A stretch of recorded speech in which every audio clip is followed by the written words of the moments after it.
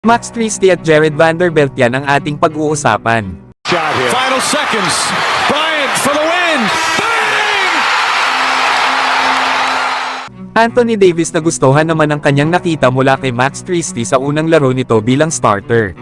Matapos kasi na magtamo ng injury itong si Cam Reddish, ay ginawang starter ni Coach Darvin Ham ang second-year guard na si Max Christie. At sa naging laban nga nila sa Dallas Mavericks bilang starter, ay naglaro lamang ito ng 23 minutes of playing time, na nakapagtala naman ng 7 points na may 3 out of 7 sa field.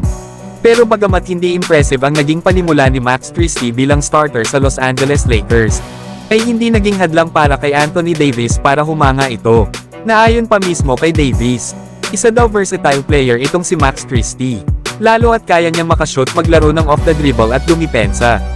Na para pa kay Anthony Davis ay maganda naman daw ang naging simula nito bilang starter.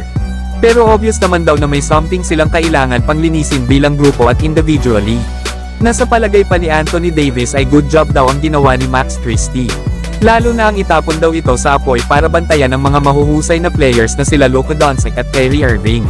Na isa naman daw itong team effort pagdating sa kanilang defensive end. Pero ang one-on-one individual effort daw ni Max Christie ay maganda raw ang ginawa nito.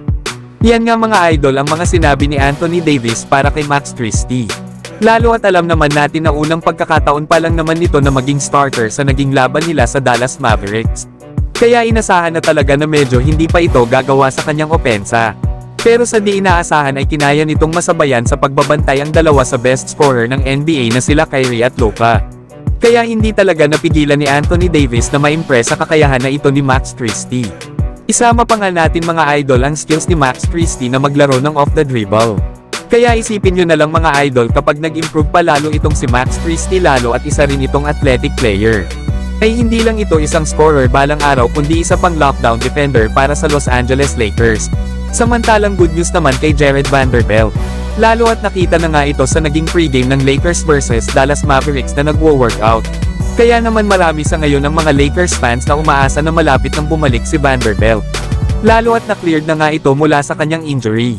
Nasa preseason opener versus Golden State Warriors pa nga huling naglaro para sa Lakers itong si Vanderbilt. Naayon naman kay Coach Darvin Ham ay hindi pa nga daw gumagawa ng contact sa workout itong si Vando. At hinahayaan nga lang daw muna nila itong gumaling ng tuluyan. Para naman bumalik ito sa kanyang 100% at hindi ito maging issue. Kaya naman ay naka-individual muna ang ginagawang workout ni Vanderbilt. Nasa video nga na inilabas ng Lakers sa pregame workout na ginawa nito kasama ang assistant coach ng Lakers na si DeMarre Carroll. Ay talagang mapapabilib ka kay Vanderbilt na para bang nasa 100% na ang kondisyon nito kapag gumalaw. Dito nga mga idol ay makikita na hindi sumasablay si Vanderbilt sa kanyang 3-point shooting. Na ito talaga ang sinanay niya ng husto sa nakaraang off-season. Dito naman ay tinitingnan na nga ng Lakers kung maganda na ba ang galaw ni Jared Vanderbilt. Lalo at matagal-tagal din itong nawala sa kanilang pupunan.